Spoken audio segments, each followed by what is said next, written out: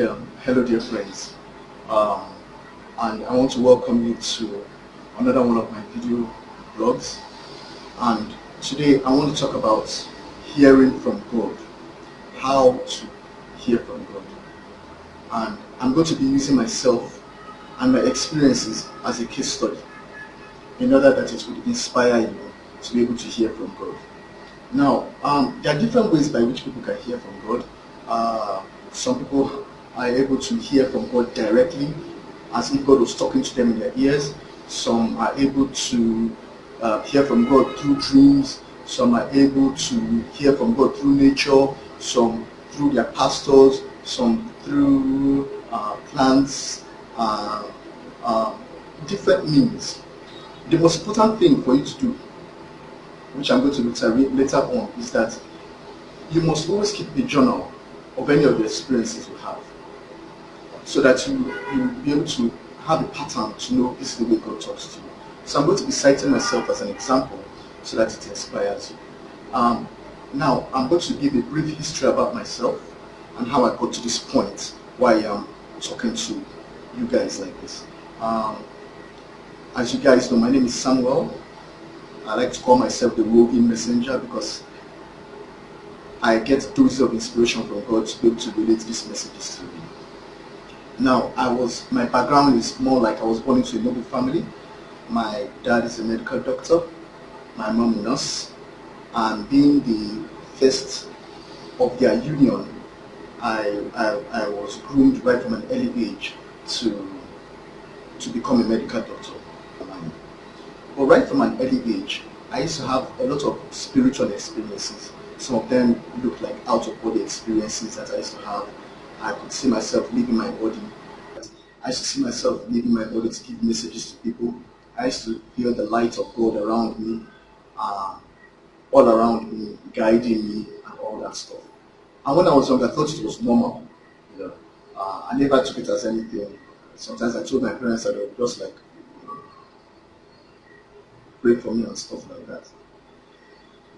This thing went on for quite some time till when a lot of people used to tell me that, this guy, right from at an early age, they were always telling me that you are being called by God to do a certain thing, and I never used to listen to them. This continued on and on till when I got into the university, and I started getting a lot of prophecies from people who continued telling me very incredible things about myself. Not one, not two, not three, not four. And most of the time, some of the prophecies were too incredible for me to be able to um, listen to or take in. In most cases, I would run away from them. I never liked listening to such things because I felt it was outrageous. I mean, look at me. What could I do? So I ran away from the whole thing, this call of God thing, and I went into school. I got admission to study medicine and surgery, and I was doing okay till I was in my fourth year.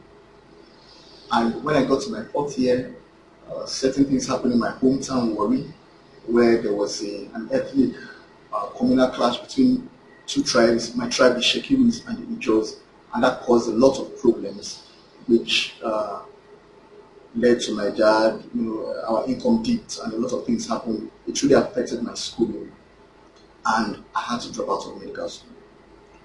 And that was then I was in the University of Nigeria studying medicine then. So I left University of Nigeria. My mom, she was so adamant that as she studied medicine, she took me to another school, Religion University, to study there. I had a brief stint there. As at that time, the school was I was among the pioneer sets, and they had not accredited the medical school.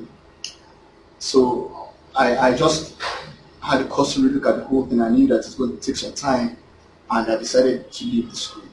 Most of my friends who stayed there actually spent 10 years paying millions to be able to become medical doctors. I wasn't in for that. I was tired of the whole thing, and I felt I had a bigger calling, something better to do. So I left medical school, and then I went into business. It was a very harrowing and terrible experience for me then, because my parents, of course, they were disappointed. At the time, they didn't want to have anything to do with me.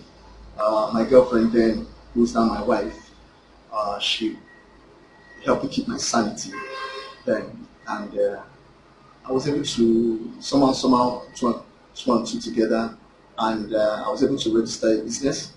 I went into information technology, registered my first company in 2003, and from there I went into information technology, designing websites for people. I had over 60 clients. I was doing pretty well over the years. I started up several businesses to add up to it. I went into video game business. I went into sports betting. I went into business center, cyber cafe, computer training, and all that. And I was doing pretty well. Uh, at an average on a day, I used to make like 50,000 to, on a very good day, I could make like 100,000 naira turnover every day. I was doing that. So although the business had its challenges, but I was able to keep up with it. But with all that, I was never really at peace. I felt there was something missing. And during all this period, I used to have these dreams. God used to try to talk to me as it was trying to get to me, to talk to me, to try and do certain things for him. And I never used to really listen. Any person that told me about God's calling, I didn't want to listen to it. So it got to a stage when my business now crashed. I was approaching the age of 40 and my business now crashed. And it was a terrible experience for me because what happened, it started off with my website. I had been able to design websites for about 60 clients. All the websites crashed. My own personal website I was using to make money, Internet Business Academy, that one crashed. The name was stolen. Some of the ways I used to make money online, 18 different ways to make money online, which I used to teach people. I found out that a lot of people were now using that to make money on their own. During 1 year, I was finding it difficult to try to stomp out the viruses that had infested on my clients' websites. It was terrible. My sports betting company, that one went down. It was really bad. So I was down and out. And that was the time when God was like, okay, Shane, you can now listen to me, right? And God now brought me up. I was able to go into myself.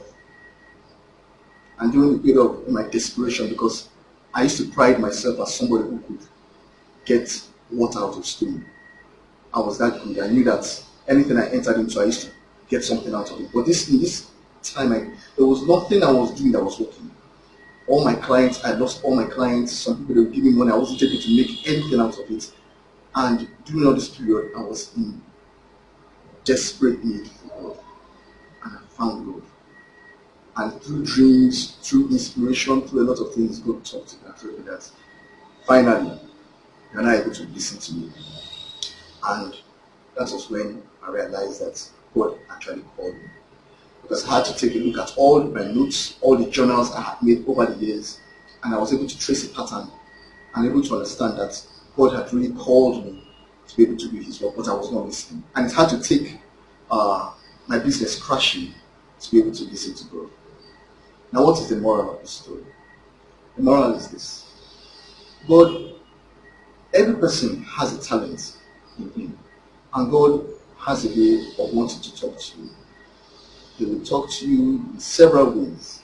As I said, there are several ways He can talk to you: through your dreams, through your pastors, through books you read, through inspiration and all that. And if you do not listen, He will take a drastic step to make sure that you do listen.